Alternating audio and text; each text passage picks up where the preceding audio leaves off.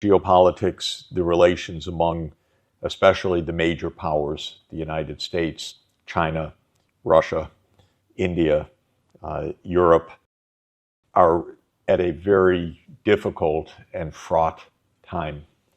And we're in a crisis that is very serious. It's a crisis because we're living in the nuclear age. There are 9 countries that we know of that have nuclear weapons. Maybe some others also do, but 9 that we know of.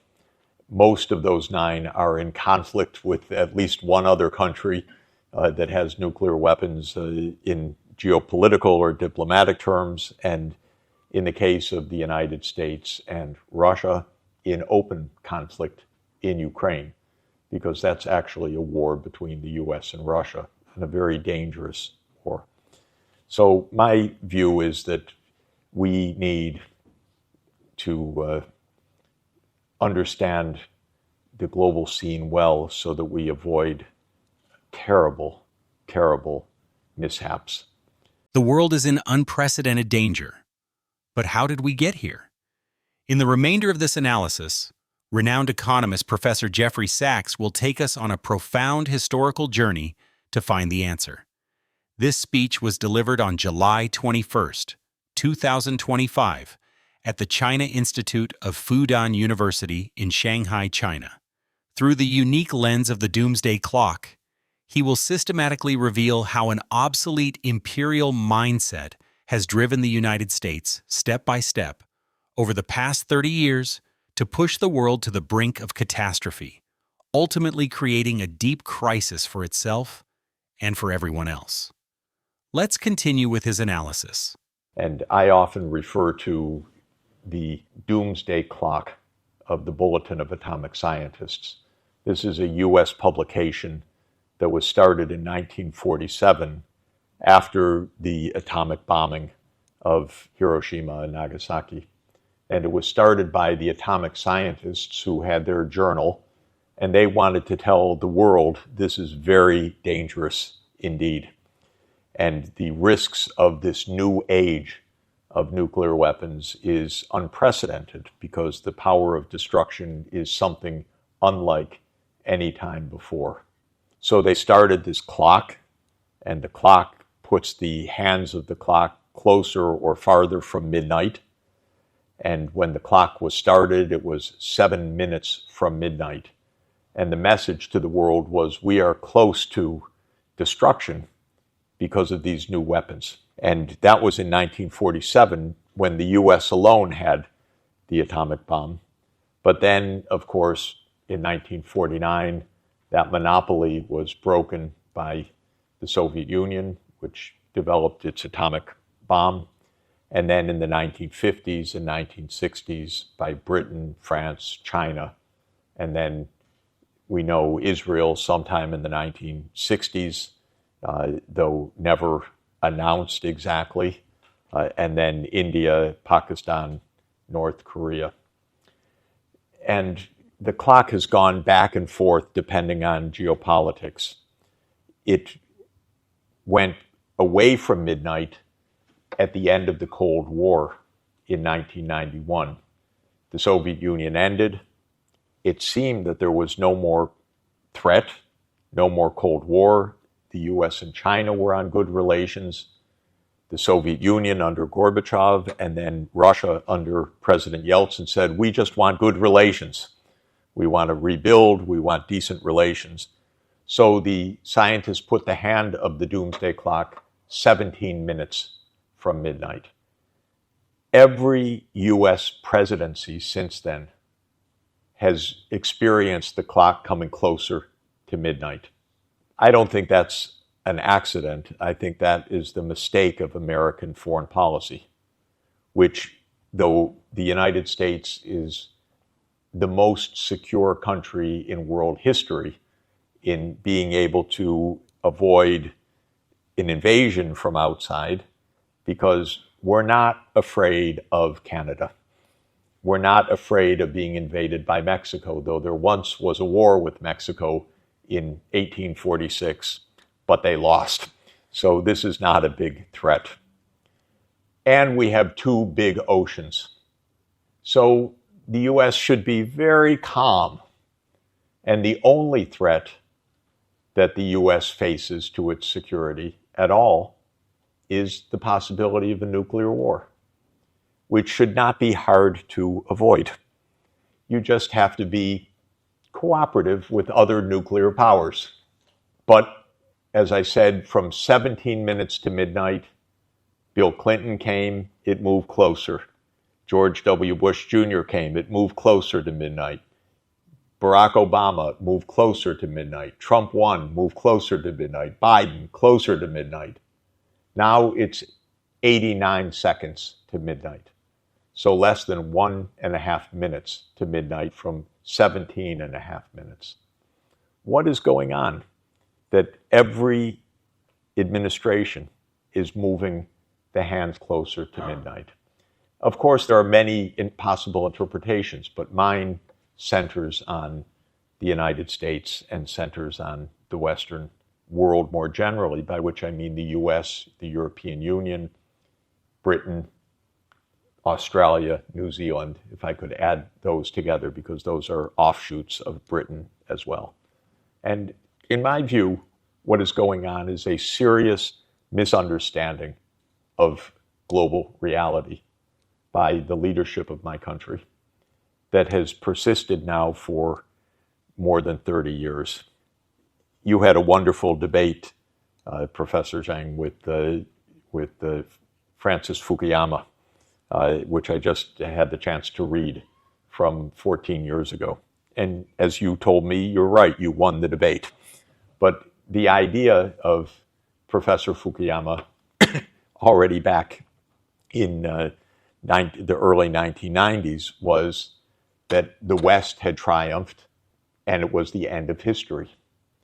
And my basic understanding of the reality is something different. And that is that with the end of the Cold War, the world had triumphed in the sense that we had the chance to escape from nuclear war and from confrontation, and we had the chance for rapid economic development in all parts of the world, which China led and China exemplified. So from the 40 years from 1980 to 2020, China experienced the fastest economic development in world history for a large country. And it showed what's possible in our world today because of technology, education, infrastructure, how big an advance can be made. And I watched this, by the way, with my own eyes personally, because my first visit to China was 1981. And so China was not a rich country in 1981. China was very poor in 1981 because of the history of the previous 150 years. And over that 40-year period, which is the period of my professional life, China experienced this rapid development. And my view is that's what's possible in all parts of the world. So while I completely hail China's accomplishment and know that it draws on deep roots of China's history and civilization, I do believe it's something that all regions of the world can accomplish. Maybe not at the same speed, maybe not with all the same success as China, but I do not write off any part of the world, Africa or India or South Asia or Central Asia or Latin America, this idea that we could all live in peace, in mutual prosperity, with rapid economic development in poor countries, I think is the reality of our world in its potential, but obviously not the reality of our world in its actuality. So we need to understand the world as it could be and then aim to achieve that world. Unfortunately, this was not the idea of the United States at the end of 1991 when Professor Fukuyama declared the end of history. The idea was that the Western world would lead the world from now onward, and especially the United States within the Western world would lead the world onward. Whether other regions developed or not was of modest interest, but if they did develop, they needed to develop under the wing of the United States. In other words, what was important at the end of the Cold War was dominance, not cooperation or peace. And this is why I think the world has remained and become more and more dangerous over the last 35 years. So to my understanding, we have a mindset problem. And the mindset problem is that the Western world dominated the world economy and world politics and finance for about 250 years, roughly from 1750 to roughly the year 2000. And during that period, the ideology in the Western world explained that dominance as an inherent, rightful feature of the world. And it explained that dominance in a number of different ways, some very extreme, some a little bit less extreme, because there were theories of racial superiority, there were theories of social superiority, there were theories of cultural superiority, there were theories of religious superiority, that this was a Christian world after all. But whichever theory one subscribed to, there were theories of genetic superiority, biological superiority.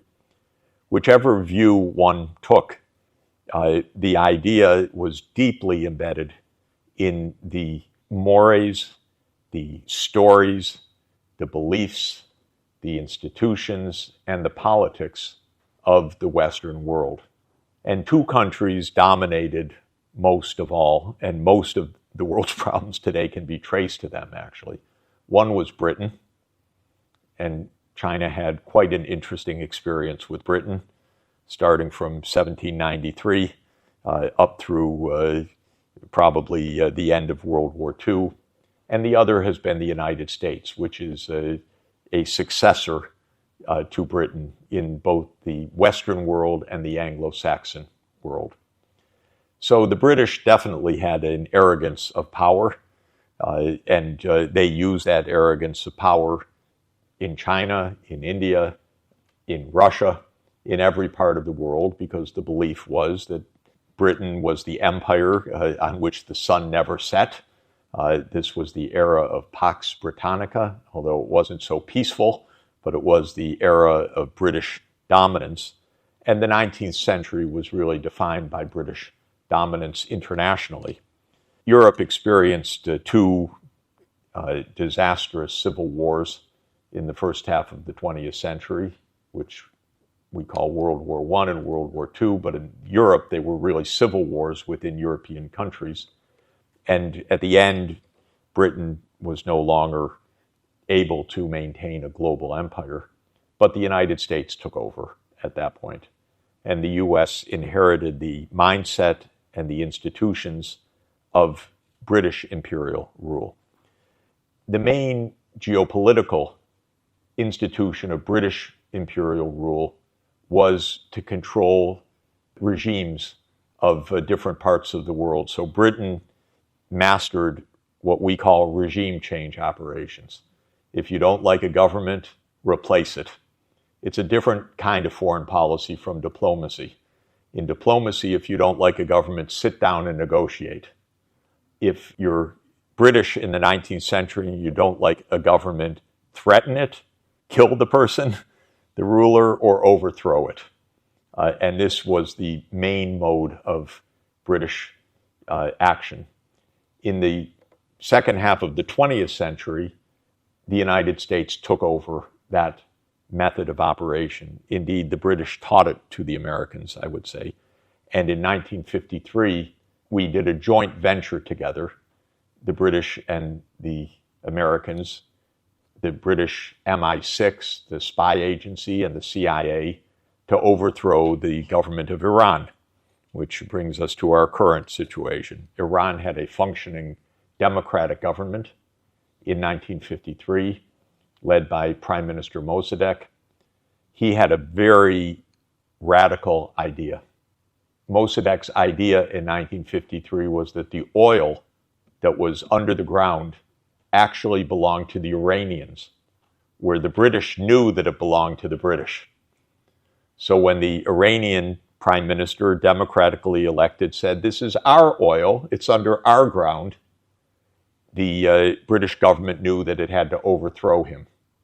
And it connected with the U.S. government, and they made a secret operation to overthrow Mossadegh and to install the Shah of Iran, a Pahlavi dynasty, and to make a police state under U.S. control. If you add up all such regime change operations by the United States, between 1945 and 1989, at the end of the Cold War, one scholar, Lindsay O'Rourke, in an excellent book in 2017 called Covert Regime Change, and she was a student of John Mearsheimer at the time, she counted 64 covert regime change operations by the United States, mostly CIA-led, and 6 overt regime change operations, meaning an open war to topple another government. So 70 regime change operations. This is a very distinct kind of statecraft. It is the opposite of diplomacy. You don't have to deal with the other side, you have to control it, or overthrow it, kill it, assassinate the leader, make a coup, fix an election, buy an election, create unrest to topple a regime. And this happened 64 times covertly. What does covert mean? Covert means that the U.S. denied its role, even though it was obvious to the people there. So when these events occur, they're not really covert in the sense of who did this. Everyone says the United States did it, but the United States said, we didn't have anything to do with it. That wasn't us, that was a local unrest. So I mention all of this because that kind of arrogant statecraft, which is imperial mentality, was the U.S. mentality from 1945 to 1991. It was justified to the American people as necessary because of the war against global communism. So that was the explanation that was given, and especially against the Soviet Union. And the United States accused the Soviet Union of wanting to take over the world, and it used that as an explanation to try to take over the world, every other place. And very importantly and interestingly, the United States rejected neutrality by any country and used the expression, if you are not with us, you are against us. So the U.S. also actively opposed neutrality. This is also a very interesting, peculiar idea, because many countries said, we don't want to choose.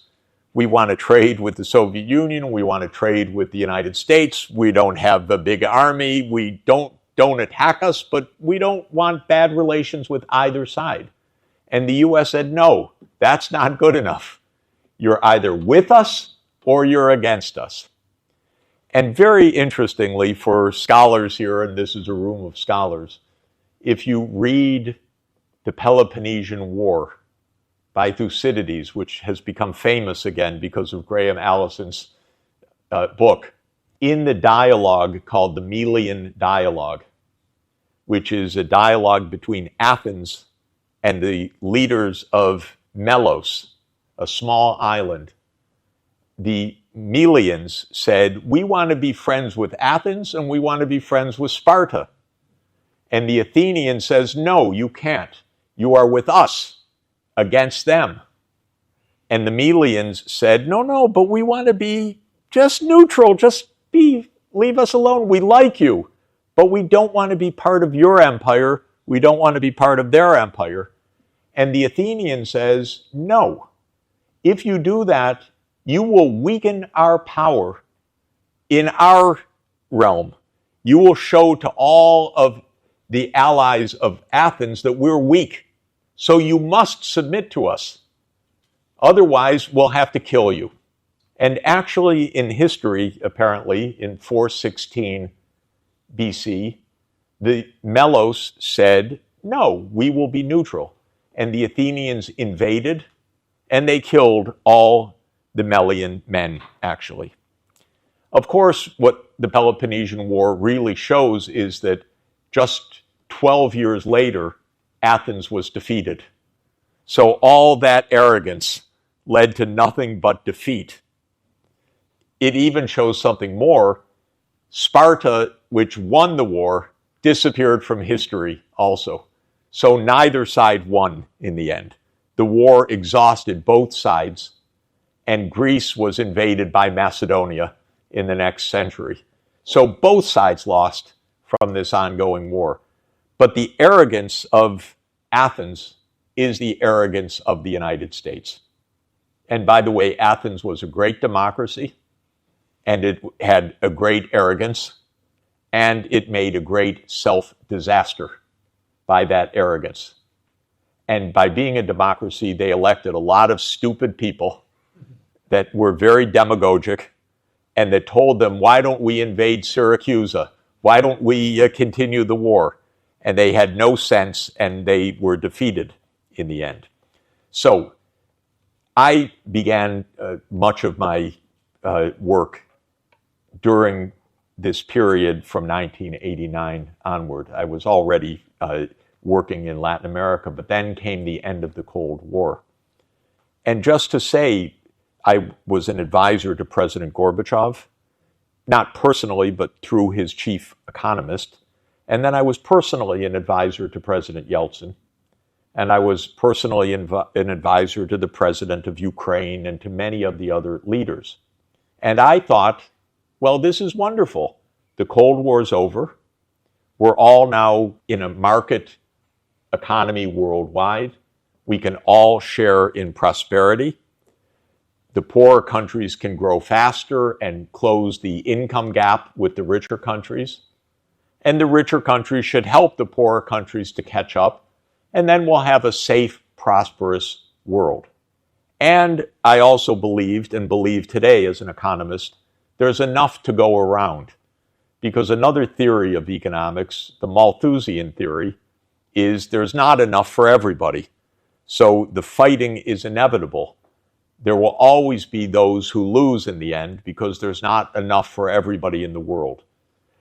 We could discuss that, but I reject that on economic grounds.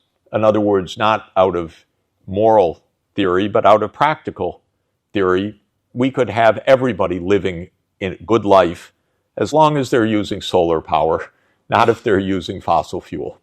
So as long as we make the right technological choices, then there's enough to go around in the world for everybody in the world. That's what I argued in the early 1990s.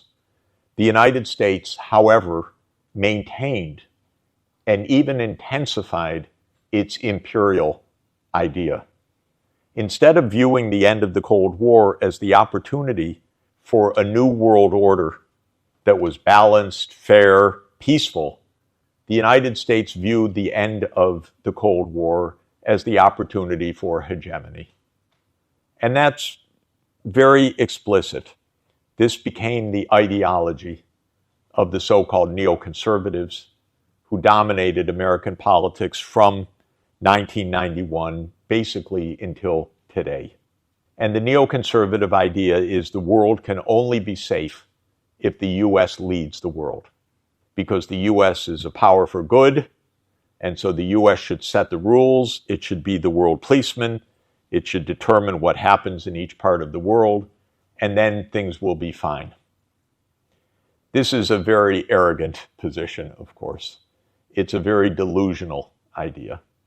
But it is really the idea that was espoused by government after government starting in 1991.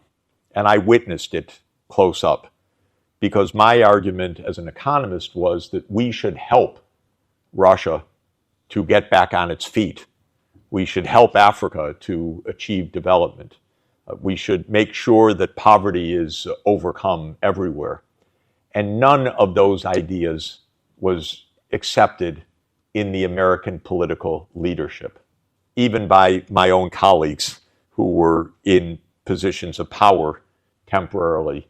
They viewed such ideas as naive and as contrary to American interests. America's interest is to be number one, not to be cooperative in an open world in which there is shared prosperity. So the ideology was, in my view, made even worse by the end of the Cold War. It turned out, by the way, and it's relevant for China also, during the Cold War, all of the US rhetoric was, we fight the Soviet Union because of world communism. That word, as you know, in the American scene is viewed as something completely shocking. When Russia became independent and declared we are in a market economy, post-communist, this is another age, it made no difference to American politics. This is quite interesting. In practice, Russia was still an enemy, even afterwards, because it wasn't really communism or ideology. It was simply big powers. And in this, John Mearsheimer is right about the American mentality, which is that the United States sees Russia as a threat, not because of any specific ideology, but because it is big. And the United States sees China as a threat, not because of anything that China does or is other than being big and successful. And therefore, China's only offense is that it threatens American dominance. And that, I think, is a succinct description of the viewpoint of the American leadership. Now, to come back to my view of economics, this is a terrible mistake, not only on a moral level, but on a practical level. The United States has 4% of the world population, 335 million people. How could 4% of the world dominate the world? It's not possible, except if all the rest of the world were to remain poor, unsuccessful, backward, and so forth.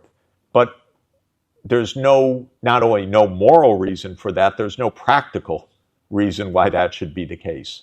So I long believed that poorer countries can grow faster and catch up. And China, of course, is the greatest success story in history of that.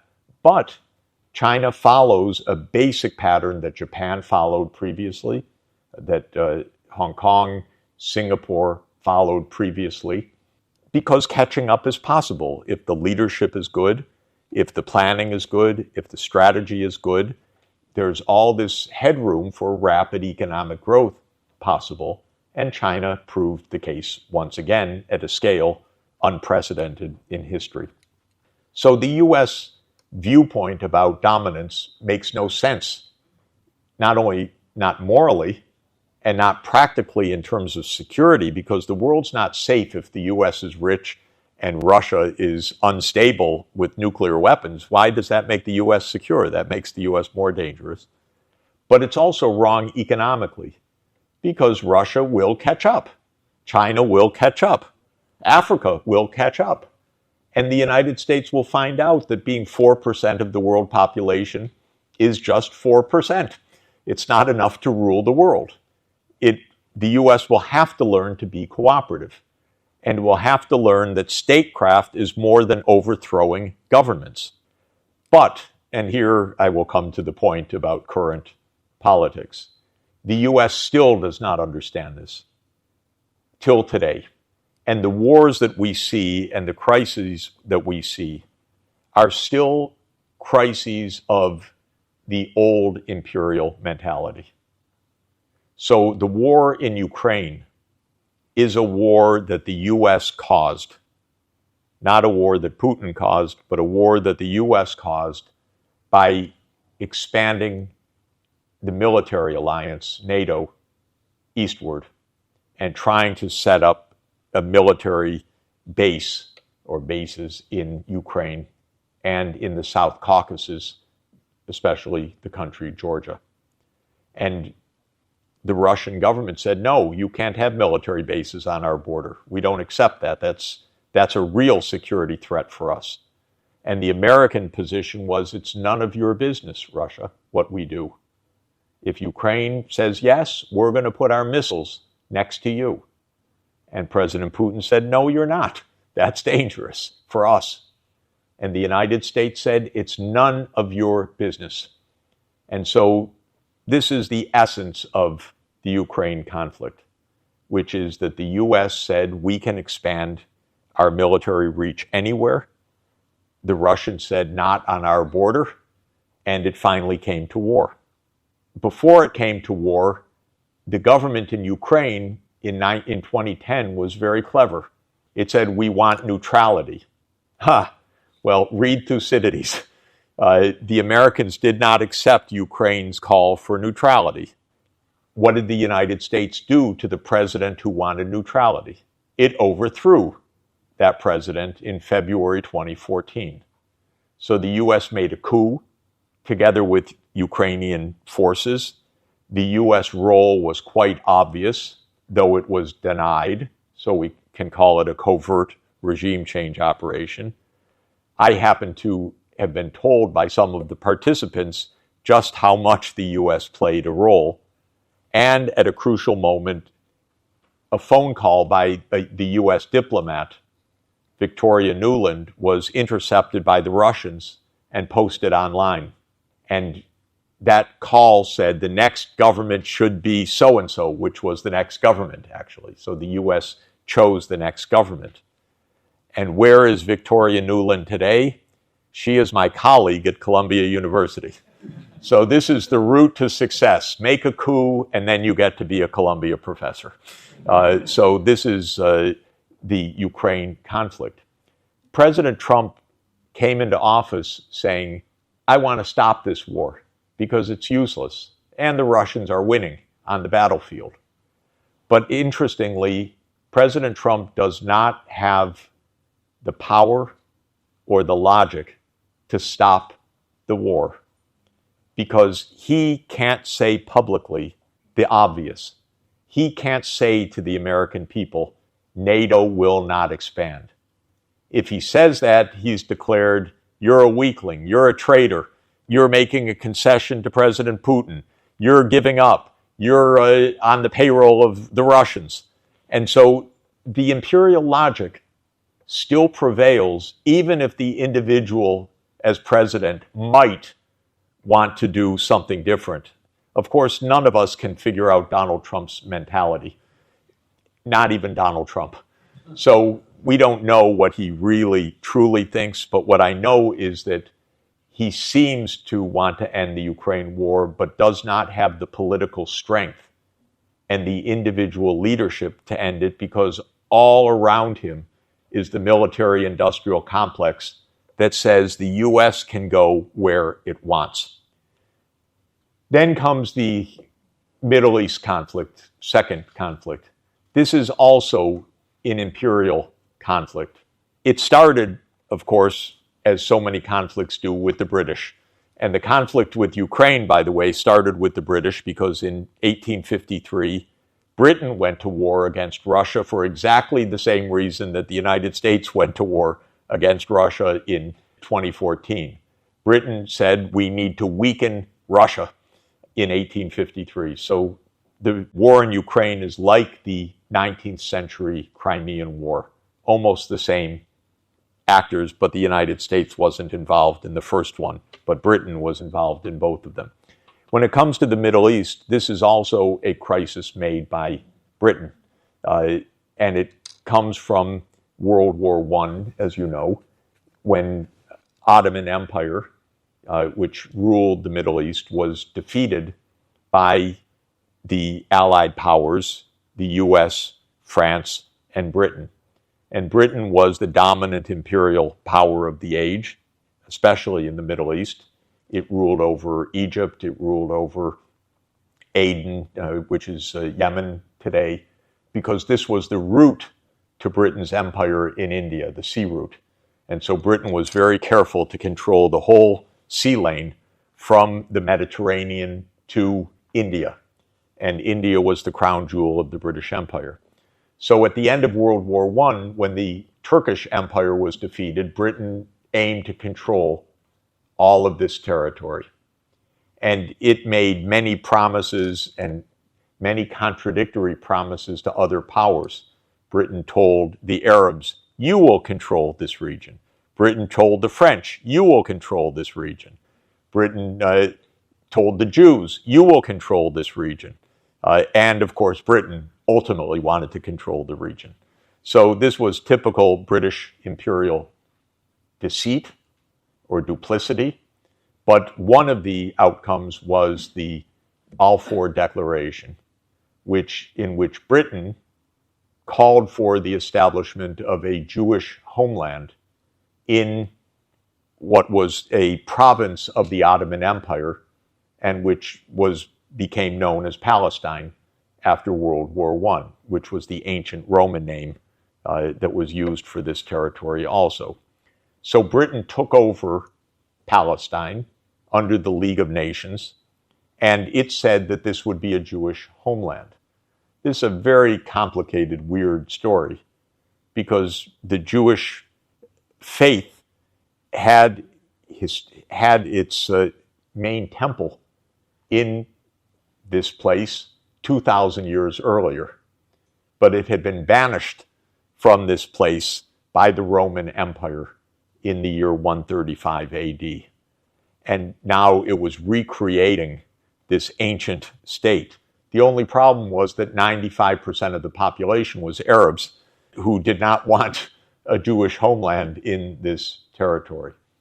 But Britain used its imperial power to force the in-migration of people of Jewish religion, especially from Eastern Europe, to claim a part of British-controlled Palestine. And a very long story, that has led to 100 years of crisis, because there was a local population.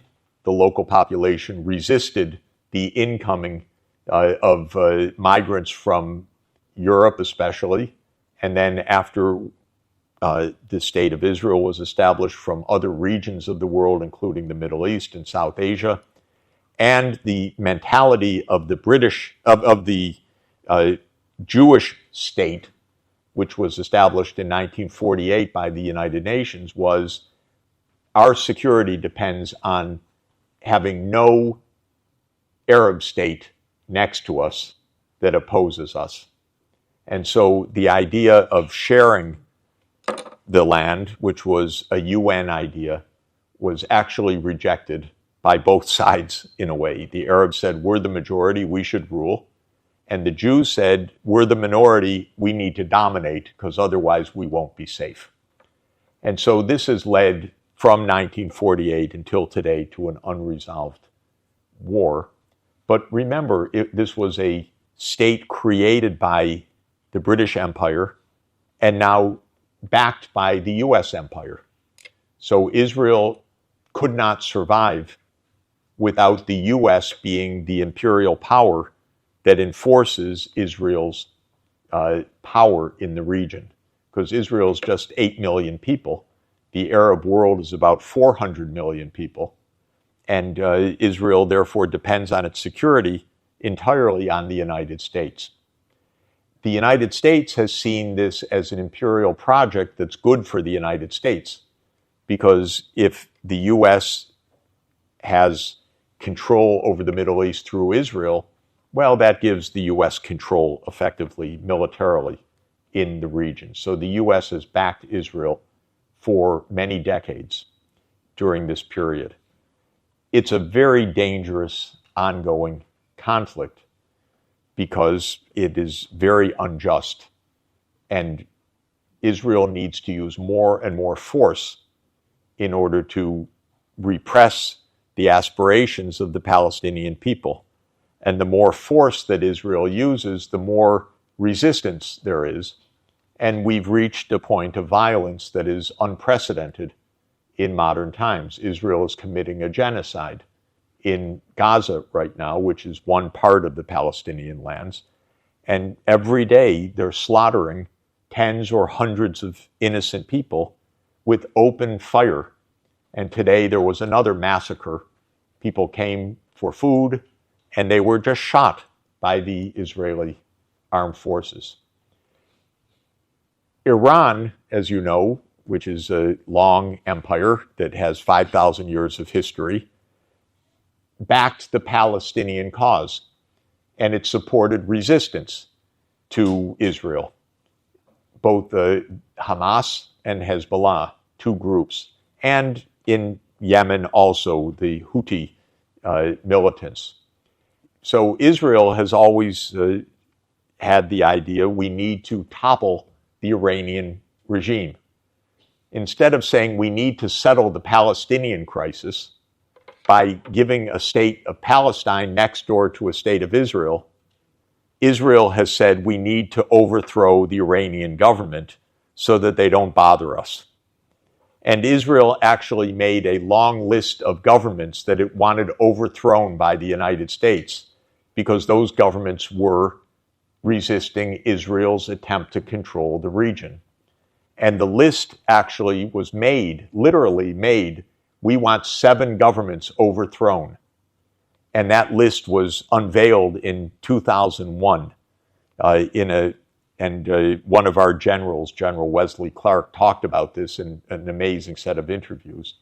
And the 7 countries are Lebanon, Syria, Iraq, Iran, Somalia, Sudan, and Libya.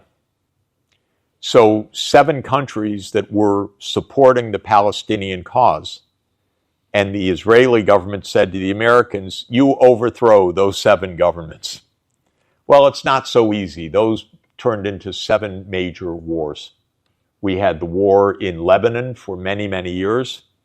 We had a 15-year war in Syria, which is still going on because the U.S. tried to did overthrow the Syrian government. We had the U.S. invasion of Iraq in March 2003. We had the U.S. bombing of Libya in 2011, which created a civil war in Libya. We had the U.S. supporting an insurgency in Sudan to break Sudan into 2 countries, Sudan and South Sudan, both of which are in civil war now. And we have had the U.S. supporting interventions in Somalia, which is an ongoing battleground as well. So the U.S., the one that was missing up until 2 weeks ago, or up until last month, was Iran. And the Israeli government was always begging the U.S., bomb Iran, bomb Iran, bomb Iran. And finally, Trump, who's, again, not very smart, not very effective, not very capable of resisting these kinds of demands, said, okay, we'll bomb Iran. And the war, such as it was, lasted 12 days. Israel went in and assassinated dozens of people through its Mossad, the secret service, or the spy agency, but basically it's an assassination unit. And the idea was to create a regime change. But it failed.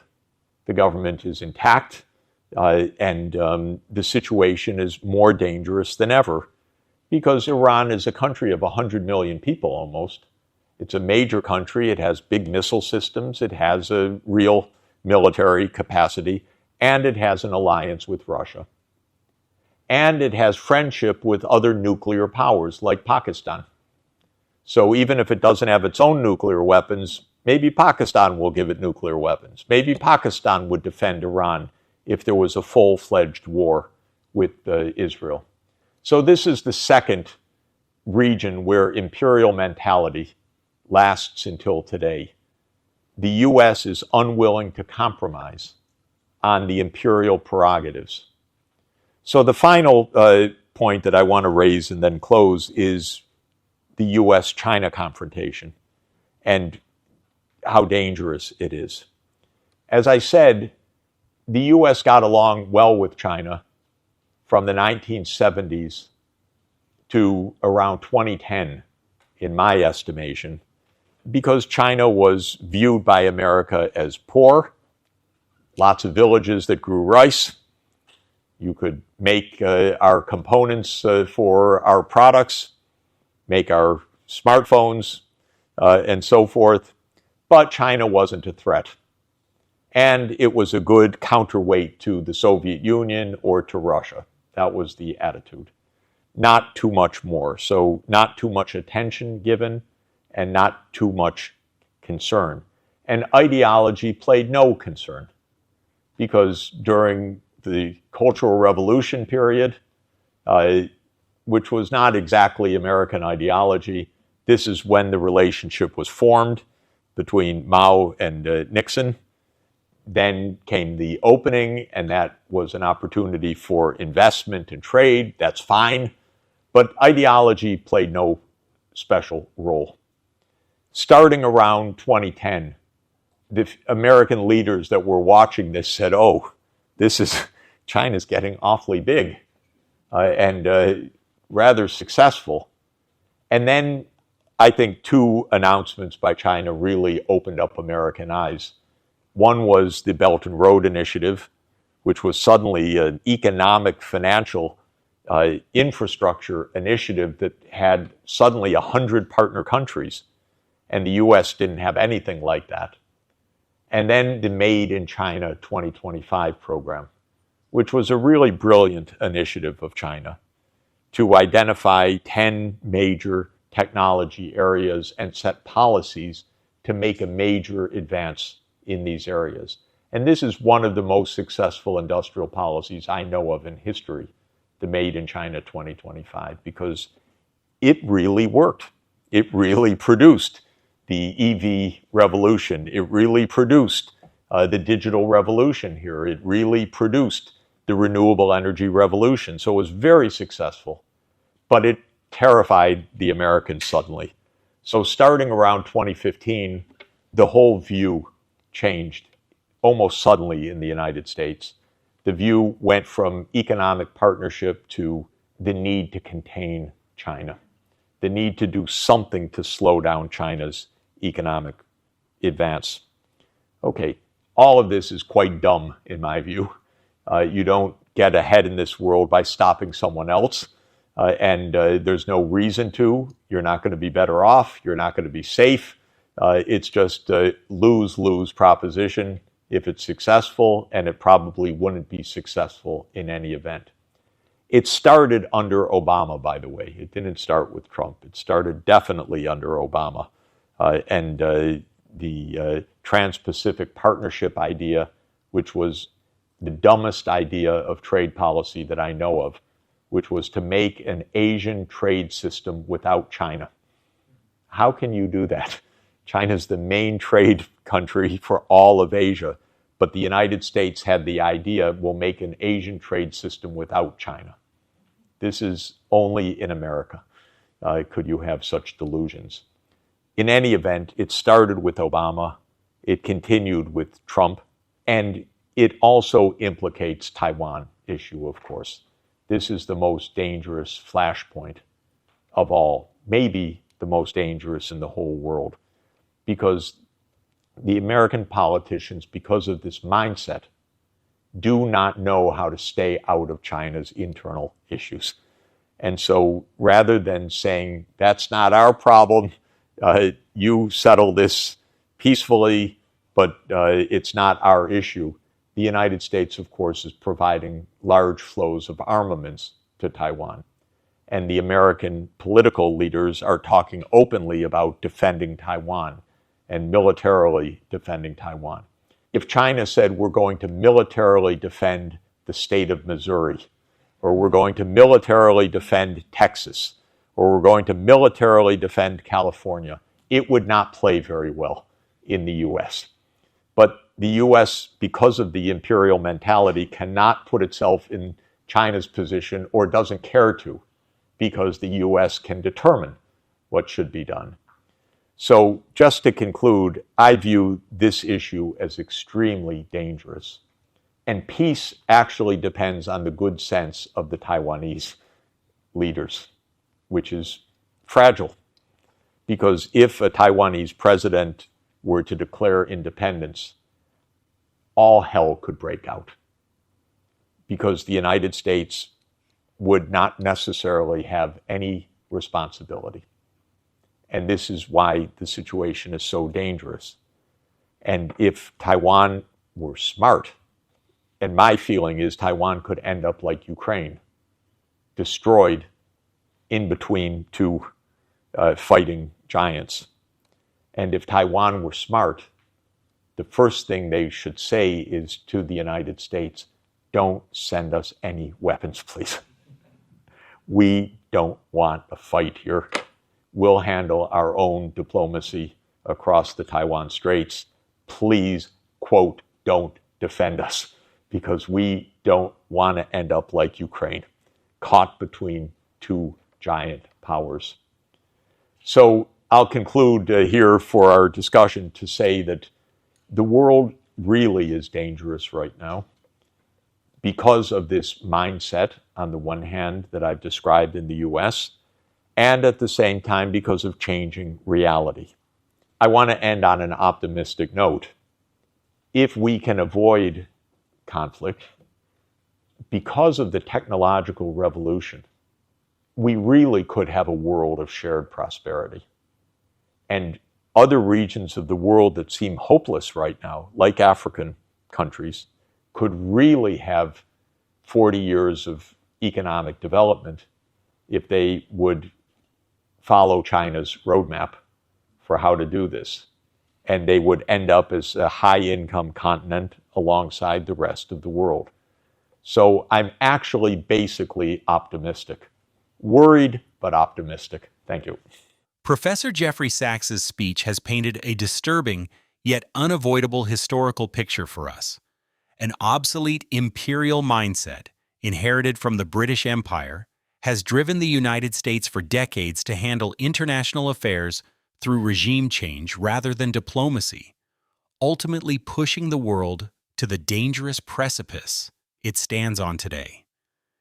His core thesis is that the root of all major conflicts, whether it's the war in Ukraine, the century-long conflict in the Middle East, or even the potential confrontation with China, is not a battle of ideologies. It is simply America's inability to accept any nation that is big and successful, challenging its global dominance. This profound history lesson leaves us with several questions to reflect on. First, do you agree with Sachs's diagnosis? Are the world's primary conflicts today truly the inevitable product of America's imperial mindset? Second, does the American statecraft of regime change, which he reveals was inherited from Britain, still profoundly shape the course of global politics today? And finally, in a world where 4% of the population can no longer dominate the other 96%, can the United States ever learn to abandon its imperial mindset and coexist with a multipolar world? What do you make of Professor Sachs's analysis? Do you find his historical tracing to be accurate? We welcome you to share your thoughts in the comments below, whether you agree or disagree. If you believe this speech provided a valuable perspective for understanding our chaotic world, please like this video and subscribe to our channel. Thank you for watching.